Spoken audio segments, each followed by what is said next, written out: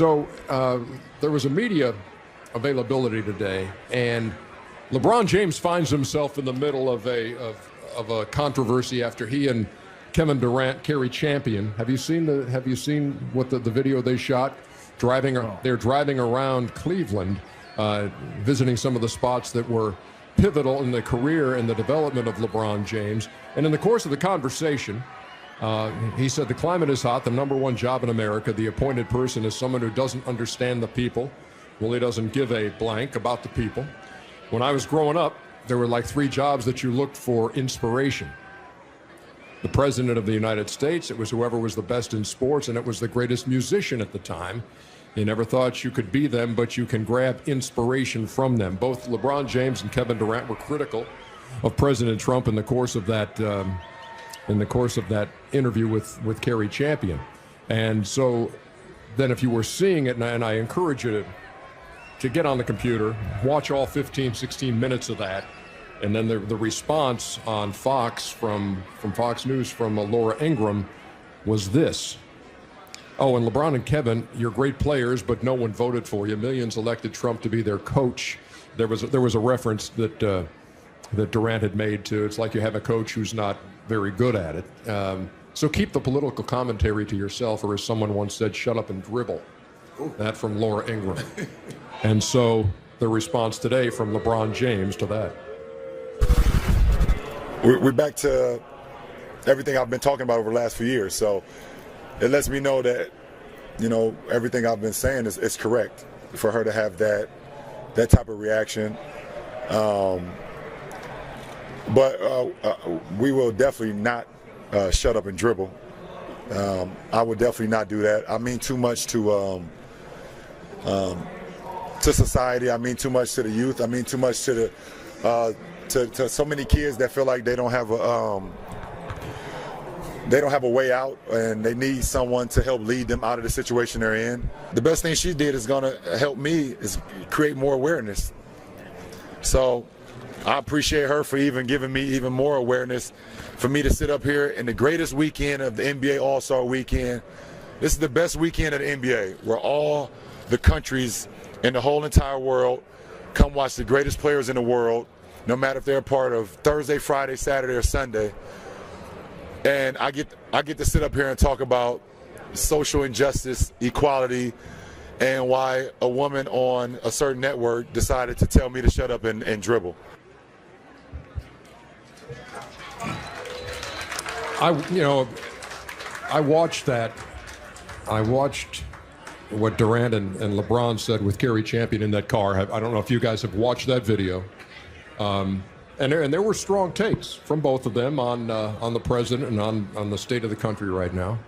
And that's the thing about this country, is we can do that. We can voice our opinion on that.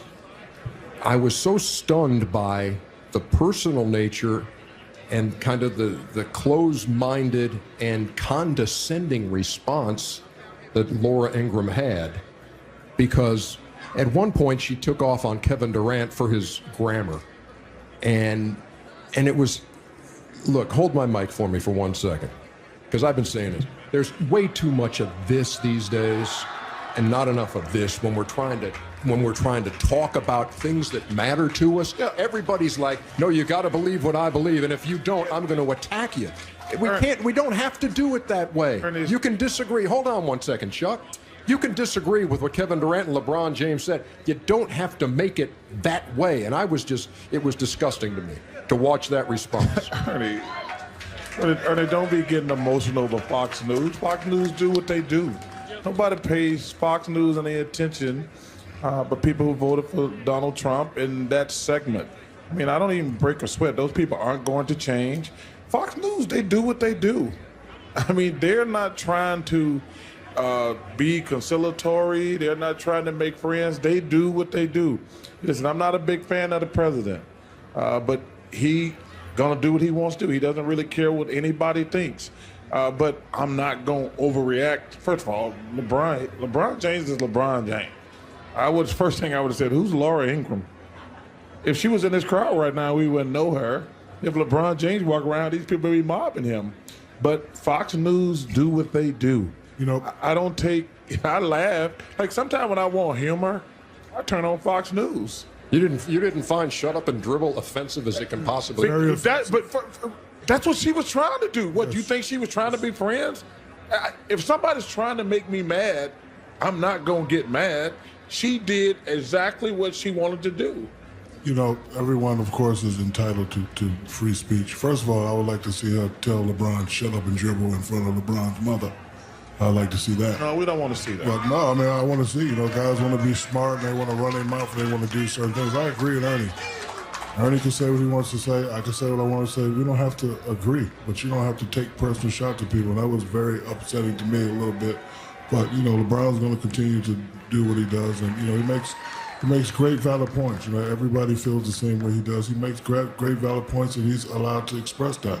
But, when people go personal, that ain't right. Yeah, I think I don't know Laura Ingraham at all. I don't know her personally.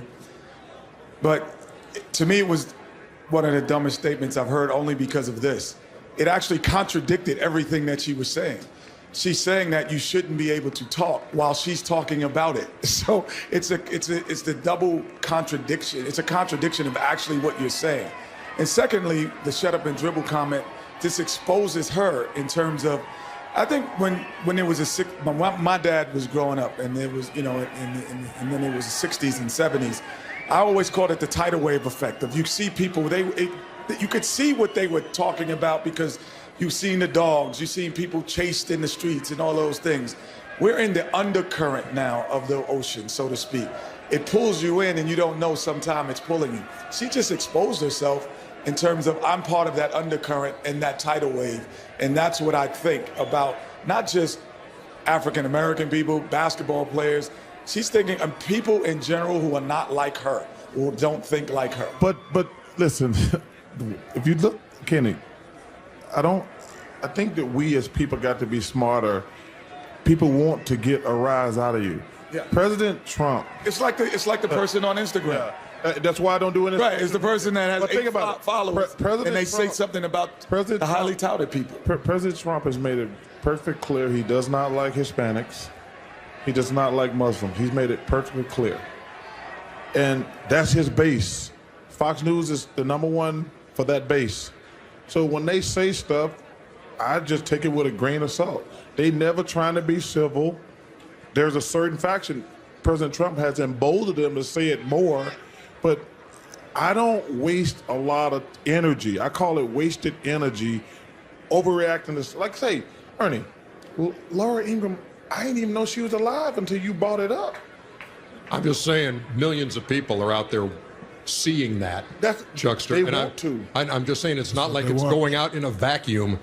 People are seeing that. Look, my point on this thing is, look, don't belittle a person like LeBron James and Kevin Durant because their diction or their use of grammar is not as good as yours, and do not belittle them in saying that an athlete is only good for dribbling a basketball.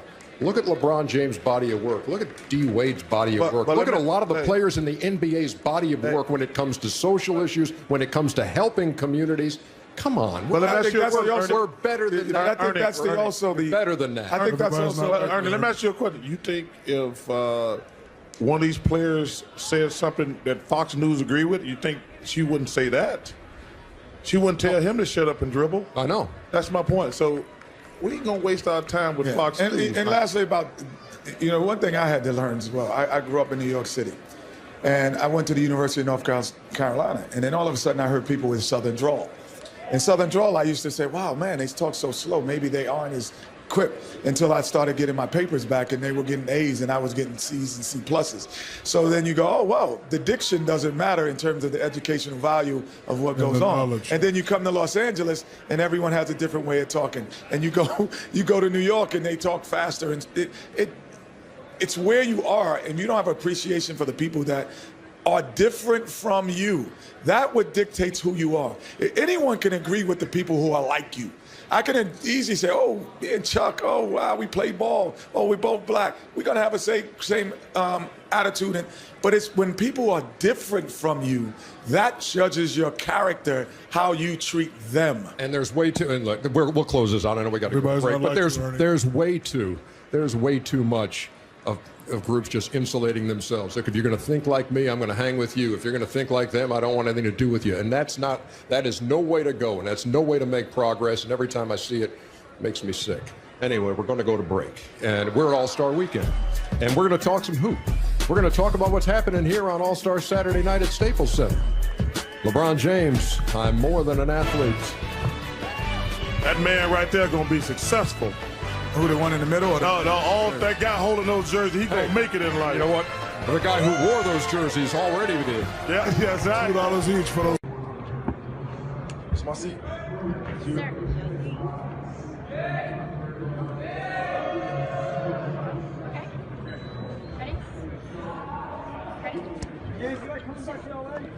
So James, your 6th All-Star game in your hometown. Really special to be back in Los Angeles. Yeah, especially I think I played in the rookie sophomore game. My second year.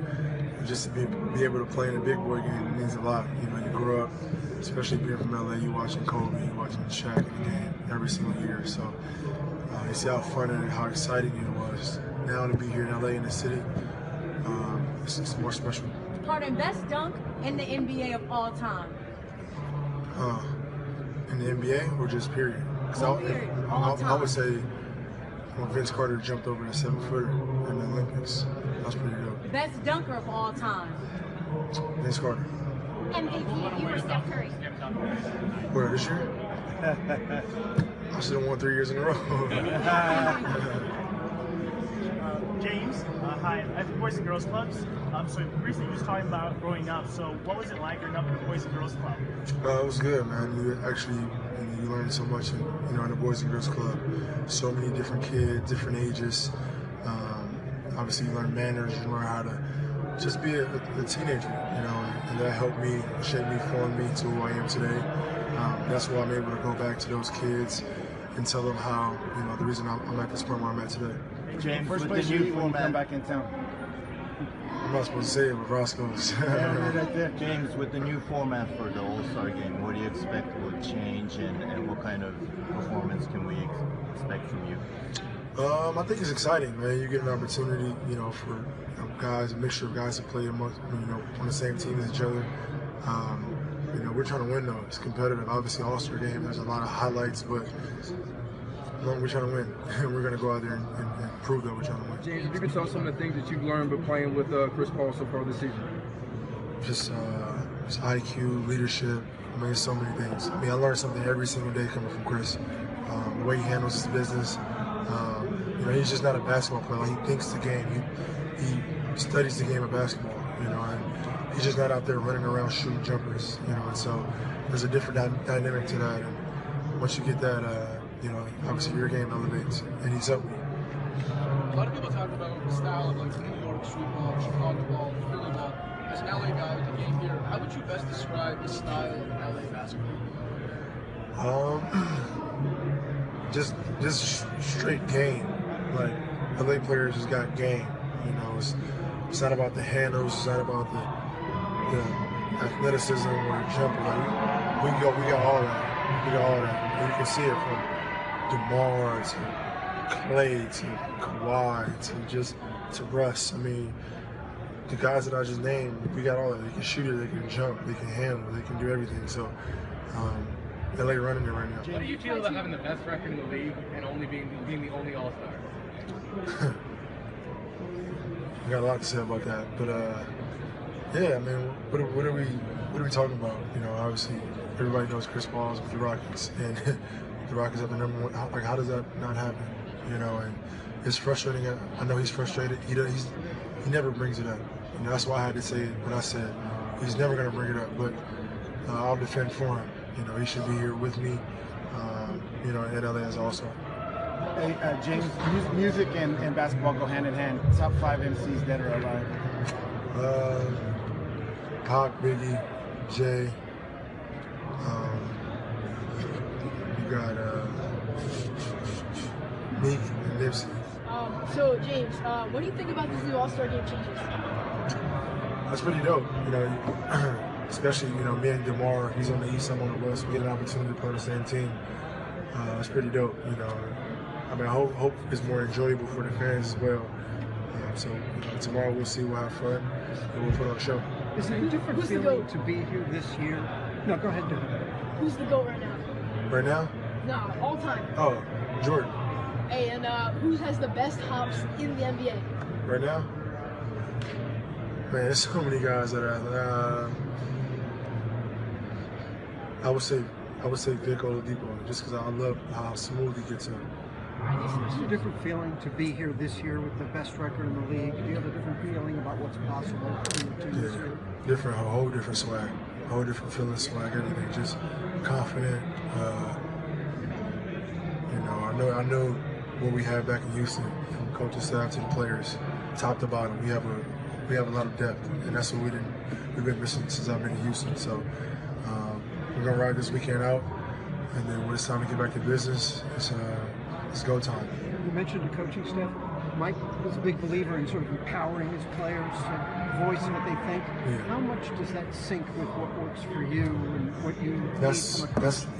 That's real NBA life right there. Like 95% of these, the coaches or organization, like he gives his players freedom to communicate, to go out there on the court and just be who you are. I think everybody's gonna make mistakes, but if you're playing with that mindset that you can go out there and play free, you're gonna be that much better. And that's why everybody you see that's under Mike, whether the numbers go up or they play a lot better or whatever it is, from top to bottom, you can tell where our team today. Did you need that at that stage of your career? Yeah, I needed it. And like I said, I turned the ball over. I think I averaged 4 turnovers a game. But I mean, there's so many other great things that I do on the court that he sees in me that good outweighs them 4 turnovers. Do you think that Eric Gordon has a great chance to win again? The 3-point. He won last year, right? Yeah. He's gonna win every year until he decides he don't want to win no more. James, welcome back home. Good to see you here. Thank you, brother. James, your involvement in the community outreach that the NBA cares and what it did with the community and how you were able to participate. Talk a little bit about that. Giving back to the community. I mean, I always give back to the community. I think the youth and the younger generation is the world. It's what it revolves around. And then especially, me being from LA, growing up in the Boys and Girls Club, just that inner city, we went to John Mayer, middle school. I mean, that just is a part of who I am, giving back and making sure these young kids feel my energy, embrace my energy, and let them know that they can be something in life as long as they just stick their mind to it and have a goal.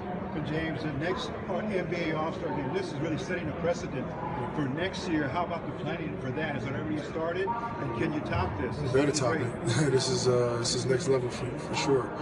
The NBA is the best league in the world, and we're going to always be better every single year. From the players to the All-Star games to just everything. How they changed the format this year. I mean, they're always creative, and that's one thing you got to love about it. James, how enjoyable was it to play like this, like a kid almost, without the pressure of the result, just like having fun with the other players and play almost when you were 12 years old and you're playing ball just to play ball? Yeah, it's like in the playground. You get an opportunity for a little vacation, go out there and just hoop, have fun with the best players in the world. So you just go out there, have fun, and be who you are. James, do you think you're the MVP? What's up, baby? So, we in Brazil with Massive Nene because he's the only Brazilian that doesn't have a ring. So you better help him out. That's my guy, Nene. He always looks out for me. That's my OG. But that's the plan. That's the plan, Thiago, is to get him a ring this year. Okay. What do you think about this? Everybody talk about winning tonight, and now you guys have a prize. Is it going to be any different?